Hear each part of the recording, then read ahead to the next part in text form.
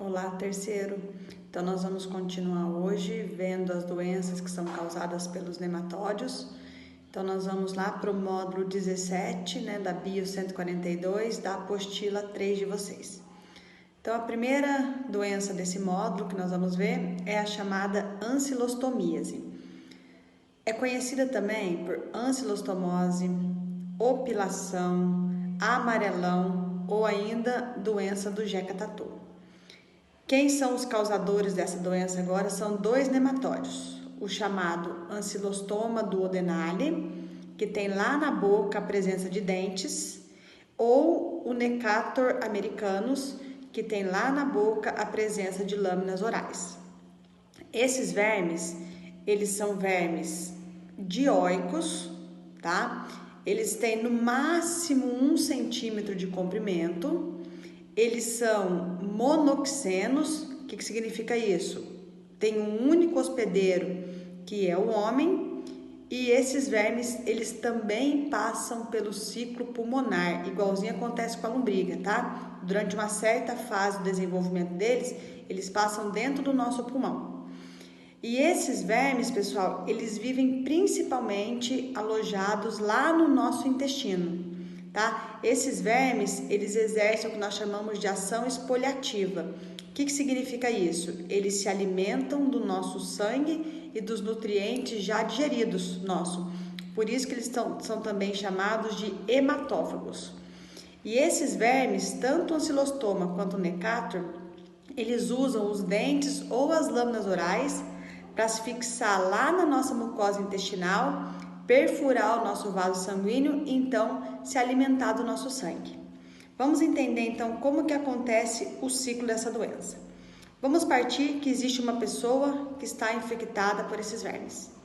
Eles estão lá no intestino, onde ocorre o acasalamento e ocorre então a liberação, a postura desses ovos. Esses ovos, então, eles são eliminados junto com as fezes no meio ambiente.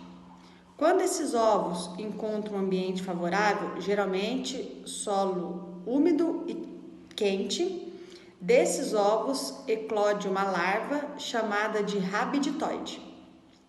Essa larva se alimenta de material que tem no solo, sofre algumas mudas e se transforma na larva chamada de filarioide. Essa é a larva infectante dessa parasitose. Agora vem o homem e pisa sobre essa larva. Ocorre então a penetração ativa dessas larvas no corpo do homem. Então essa larva perfura a pele, perfura o vaso sanguíneo e cai dentro do vaso sanguíneo do homem. E passa então a circular pelos vasos sanguíneos. Essas larvas então são levadas até os pulmões. Lá nos capilares dos pulmões, elas rompem esses capilares e caem dentro dos alvéolos pulmonares.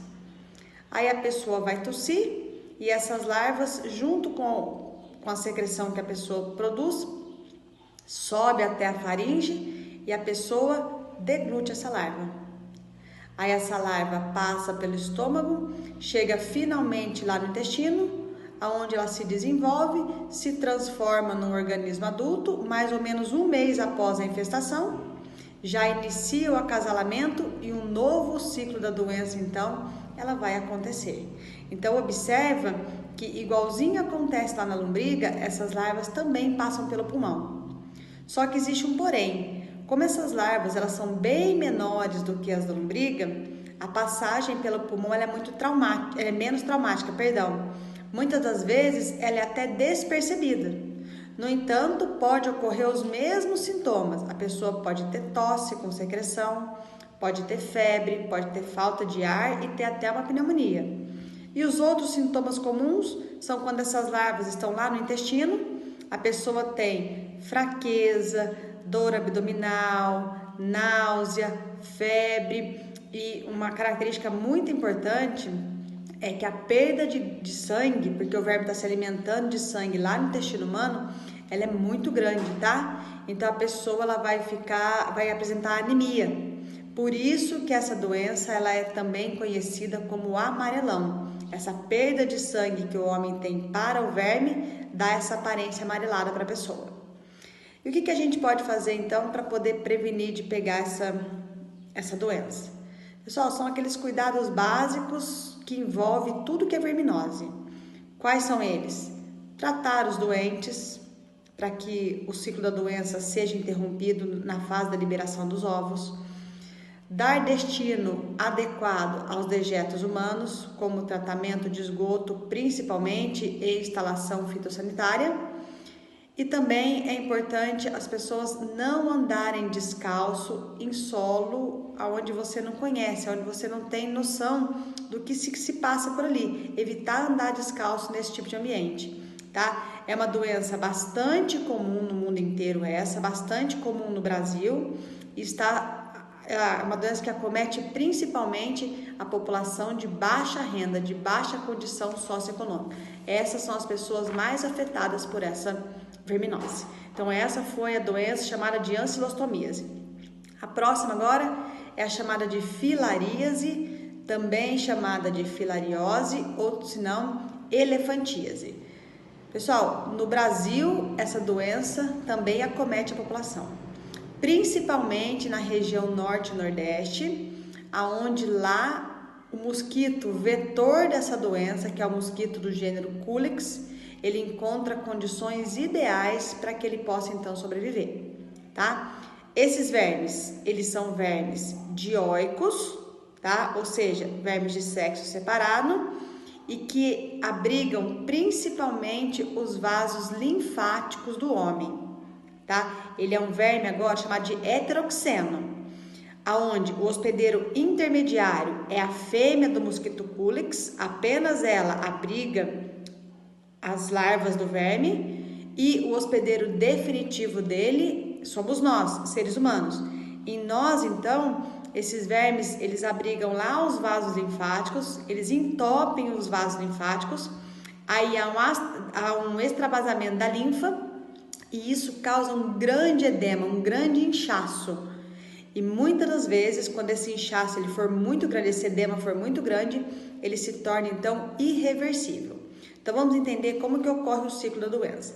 Vamos partir que exista a presença de uma fêmea do mosquito contaminado. Então essa fêmea contaminada, ela vem e pica o homem.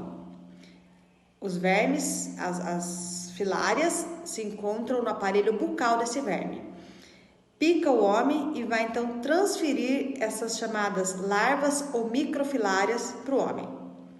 Essas larvas circulam um certo tempo na circulação sanguínea e passam para os vasos linfáticos. Lá nos vasos linfáticos, elas se tornam adultas, elas acasalam e fazem então a liberação desses ovos. Desses ovos vão nascer novas microfilárias.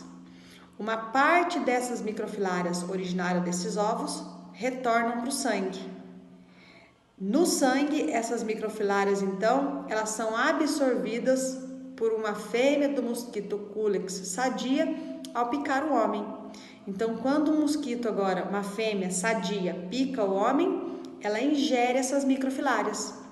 Agora, essas microfilárias, elas vão então migrar até o aparelho bucal da fêmea do mosquito e esse mosquito está novamente pronto para poder contaminar uma nova pessoa. Então, esse é o ciclo dessa doença. Bom, o que nós podemos fazer para poder prevenir essa doença? Para a gente poder prevenir, é importante colocar tela mosquiteiro nas casas, principalmente nas regiões onde tem a presença desse mosquito. Não deixar água parada, visto que o mosquito é na água que esses animais eles fazem a deposição dos seus ovos. Usar repelentes, tratar os doentes e, pessoal, fala-se em combater o mosquito, porém combater o mosquito não é uma ação muito eficaz.